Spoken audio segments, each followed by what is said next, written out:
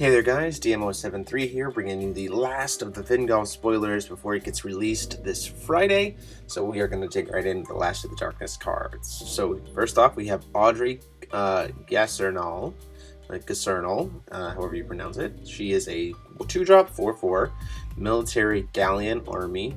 And this card gains +2/+2 as long as you control another Gallian army. So she can potentially be a 2-drop 6/6. Again, that's usually something that, again, you would consider to be okay in a Vingolf sealed event, because, you know, those are kind of your themes, right? But outside of playing Vingolf decks, I don't really see this as being particularly useful, mainly because a lot of the kind of affinity cards in this just aren't up to par with like tier 1 competitive lists.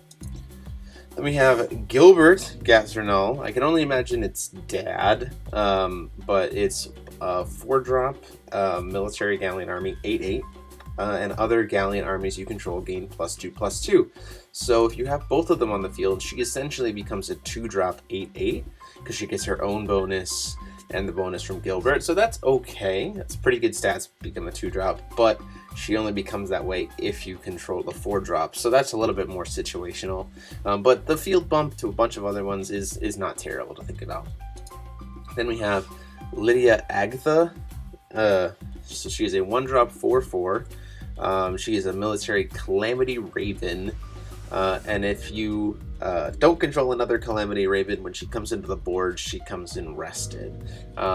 So this is okay, I guess. You know, having that kind of requirement out of your 1-drop is a little bit weird. I would be more okay with this if she was a 5/5. That would make more sense to me, but just having that 100 boost from a typical 1-drop, I don't think is worth the resting effect. Then we have Dirk Catgossen, so it's a family thing here. So we have a 1-drop 3/3, who is just that. He's just a vanilla 1-drop 3/3. But he's a Gallian army, so he could, you know, make things a little bit differently with being able to have Audrey come in a little bit stronger and things like that. So that works a little bit better. Then we have Baldrin Gas. It's a family reunion here. So 3-drop 7/7, and when he's put into the graveyard from your field, your opponent loses 400 life. So that's a pretty okay effect. We've been looking a lot of dealing with actually a lot of tree decks. You know, at least at New Frontier side, but, you know, tree is something always to consider. I actually kind of like this card for that idea. You can, against a tree deck, you could sideboard this guy in and then just play him when your opponent's down to like 400 life or something like that. And it says your opponent loses 400 life. So just like Adam Brawley, it wouldn't trigger tree. So this is a different way. If you're not playing a lot of creatures to make Adam Brawley useful, you could still have that out to tree. Then we have Daha. So he's a 5-drop 10/10, so pretty decent stats. And when this card enters your field, put target resonator from your graveyard into your hand. So he's a way to recur while also being a big bonds monster. There's a calamity raven as well. I don't necessarily know exactly where his usefulness would be. I kind of wish it was like put target resonator with a certain cost into your field, but I definitely can understand that that would be kind of maybe a too strong of an effect. So the ability to recur while also putting a boss monster on the field is pretty solid. Then we have Zig. He is a 2-drop calamity raven as well, and if you control Tahao, he gains 400 attack, so he becomes a 2-drop 7/7, right? So that's not terrible either. That's a very interesting sword.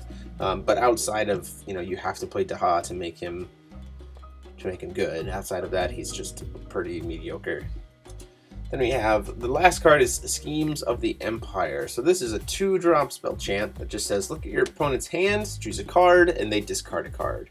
So they discard that card. So this is, if any of you've played Magic, this is Thoughtseize. The ability to just kind of look at your opponent's hand and just pick something is pretty strong.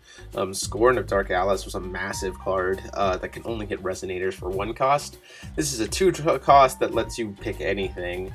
Nyarlathotep was also huge for being able to do just the same thing. So this is actually a pretty strong card to come out of Vingolf, to see that kind of new discard effect come into play. Plus we have Lapis's Dark Storm, so lots of new discard effects coming into play recently that are going to make this card really good. So Let me know what you guys think, though. Go ahead and comment, comment, and subscribe as always. Tell me what you think about these cards, what decks you would see them played in, and tune in later this week for the feature match, and on Friday for my unboxing / review of a sealed Vingolf box sponsored by BC Comics. So thanks a lot, guys, and as always, this is TMO73 signing off.